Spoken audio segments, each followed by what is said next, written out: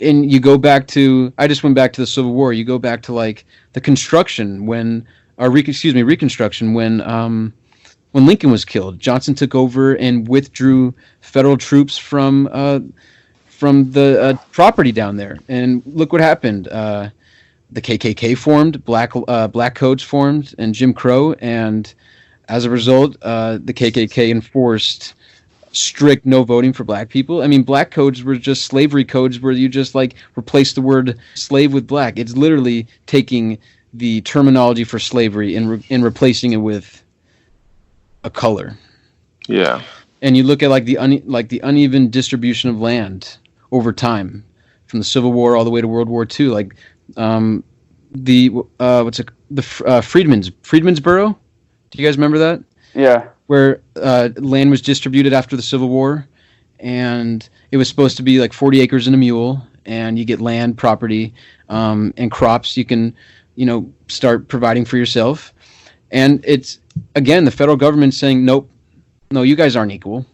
No, that's not happening. They take the land, give it back to the people, Confederates, people who fought on the Confederate side, give that back, and it formed a system of serfdom.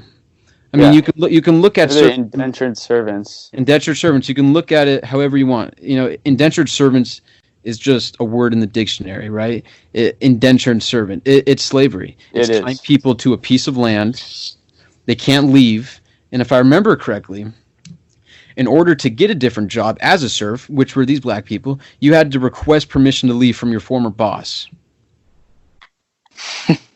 Which just isn't going to happen for most. And that happened until, I think, the 50s. I think it went until the 1950s, for almost 100 years, right? And then after World War II, where we had the greatest economic expansion of property and of territory in the United States, where houses were being built. There was so much land. There were so many people coming back from war who needed a place to live. Guess what? Black people usually didn't get houses.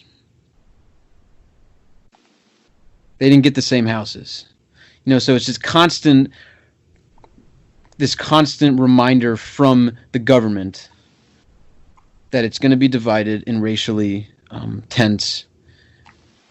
Like Plessy versus Ferguson, for example, in the 1890s was the Supreme Court saying that racial segregation was constitutionally legal. That's what that said.